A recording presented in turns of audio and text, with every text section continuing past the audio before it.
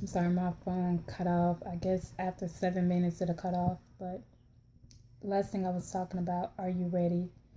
Are you in position to be launched forward? Many of us, we pray, God, I want this, I want that. Lord, take me there. Lord, put me here. But are you ready? I think about people like Esther in the Bible. Before she became queen, she had to be prepared. She had to go through a purification. And not just Esther. King Saul, he was anointed king, and he still had to go through a process.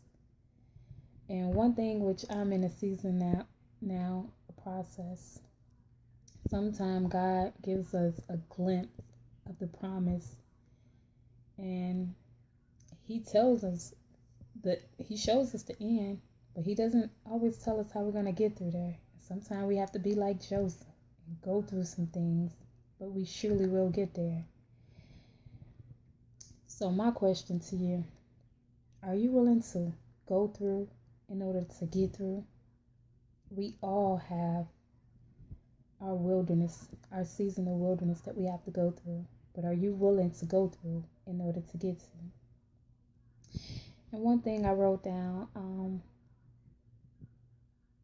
in our season of in the wilderness, it is in that season God is preparing you. He's pruning you and getting you ready on what's to come. But don't faint, but breathe. You're like, breathe? What?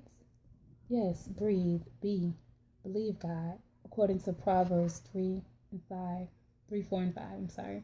Trust in the Lord with all thy heart, and lean not on thy own understanding. In all thy ways acknowledge him, and he shall direct your path. And R, for render your heart to God, according to Joel 2:13. And E, eat up God's word. Let God's word be your daily bread that nourish your body. Whatever season you're in, if it's a season where you feel like you're in the wilderness, you feel like you're in a process and it just feel like you just can't take another step, it is in that time you gotta read God's word, you gotta stand on it, you gotta speak it and trust him. And then allow God to use you.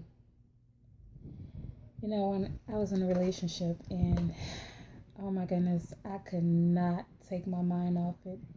And I remember watching one of Joyce Meyer's book sermons about one thing she mentioned was, when you're going through tough times, go do something else, go bless somebody else, and I promise you it will take your mind off of your situation. And when I heard that, it encouraged me, because I went out and I started volunteering my church, and it really helped me take my mind off of my situation, and I was able to be a blessing. There's just something about being a blessing to other people where it'll take your mind off what you're going through and seeing that your situation is not that big as it may